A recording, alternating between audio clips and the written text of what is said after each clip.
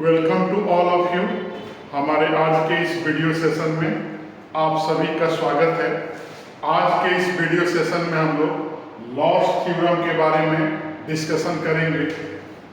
तो सबसे पहले देख रहे हैं कि लॉस थ्योरम क्या होता है और कैसे इसको डिफाइन करते हैं। तो इसके लिए मैं पहले एक्स एक्सिस और वाई एक्सिस पर एक फंक्शन ले रहा हूं। एक फंक्शन ऐसे दिया हुआ है y equal to F x.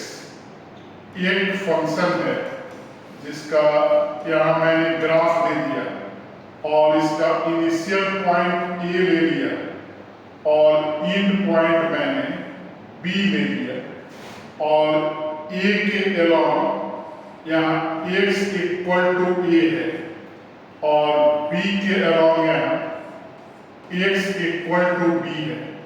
तो अगर a पॉइंट लिखना चाहें तो इसका x कोऑर्डिनेट a आएगा और y coordinate f of a आएगा। इसका भी x कोऑर्डिनेट b और y coordinate f of b आएगा। और इस डिस्टेंस का देखें तो f ऑफ a के बराबर होगा am डिस्टेंस और bm डिस्टेंस जो है f ऑफ b के बराबर होगा।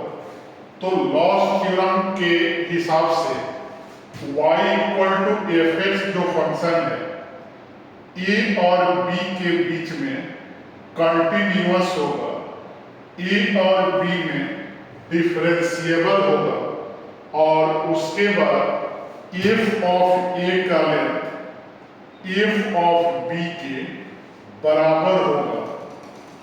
और तो यहाँ एक पॉइंट c ऐसा पॉइंट होगा जहां पर अगर इस फंक्शन का टेंजेंट लिया जाए तो टेंजेंट क्या होगा, पैरेलल टू AB होगा।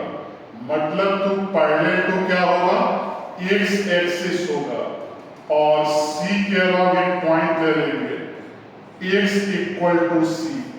तो इस पॉइंट को क्या लिखेंगे, c of f of c। तो मैं इसको एक्सप्लेन कर दे रहा हूं, यहां लिख दे रहा हूं बाई लॉस थ्योरम। क्या क्या पॉइंट हमें याद रखना है। तो सबसे पहला point y equal to F X be any function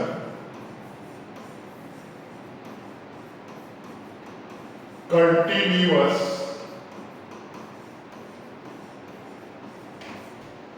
in interval, close interval होगा। ए से बी तक हमारा फंक्शन क्या होगा, कंटिन्यूअस होगा। और फिर सेकंड पॉइंट लिखेंगे function y equal to F X is differentiable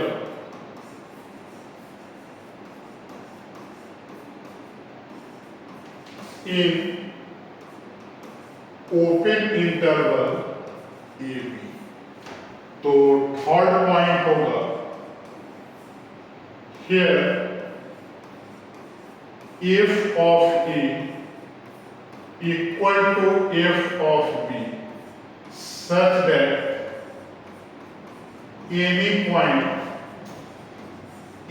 point c belongs to open interval ab।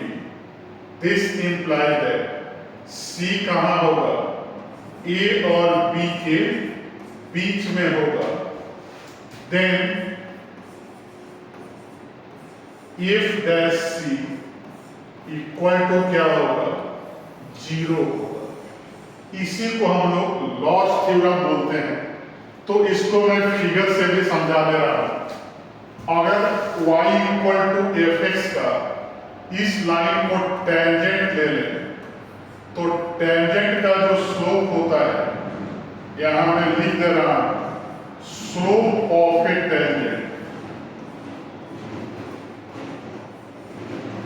dy by dx होता है, और dy अगर fx है तो dy बाई dx कितना आ जाएगा, f डैश x आ जाएगा। तो लिखेंगे कि here m इक्वल टू क्या हो गया, slope of A tangent, slope of A tangent at the point C।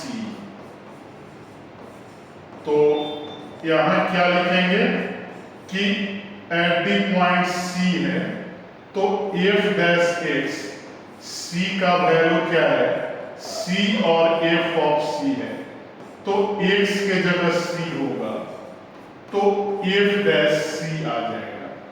और यहां फिर लिखेंगे कि टेंजेंट क्या है, tangent is parallel to x axis है। टेंजेंट किसके पैरेलल है, x एक्सिस और AB के, मतलब कि AB के पैरेलल होगा तो f ऑफ A और f ऑफ B बराबर है तो x एक्सिस के भी पैरेलल होगा, और x एक्सिस का पैरेलल होगा तो जो स्लोप होगा किसके बराबर होगा, स्लोप ऑफ x एक्सिस। और याद रखना है कि x एक्सिस का स्लोप क्या होता है, 0 होता है, इसीलिए हमारा क्या आ गया, f dash c equal to 0। तो यहाँ हमारा ज्योमेट्रिकल रिप्रेजेंटेशन मैंने यहाँ दे दिया कि एक फंक्शन हो गया y equal to f of x, और a पॉइंट से शुरू करके b पॉइंट तक मैंने उसका ग्राफ ड्रॉ कर दिया, और a पॉइंट के रिस्पेक्ट में फुट ऑफ परपेंडिकुलर जो x एक्सिस पर है उसका वैल्यू, और b से जो फुट ऑफ परपेंडिकुलर है उसके डिस्टेंस का वैल्यू, दोनों आपस में क्या है, बराबर है। f ऑफ a बराबर f ऑफ b। तो बाई लॉस थ्योरम कि C पॉइंट पर जो टेंजेंट होगा लाइन ज्वाइनिंग द पॉइंट के क्या होगा, पैरेलल होगा, तो x एक्सिस के भी पैरेलल होगा, तो इसका स्लोप क्या आएगा, 0 आएगा। दैट इज हमारा कंडीशन हो गया f dash c equal to 0। तो लॉस थ्योरम को याद रखना है। इससे रिलेटेड क्वेश्चन 12 बोर्ड एग्जाम और जेई के एग्जाम में बहुत सारे आते रहते हैं। तो हमारे वीडियो को लाइक, चैनल को सब्सक्राइब और फेसबुक आईडी को फॉलो करते रहें। Thank you.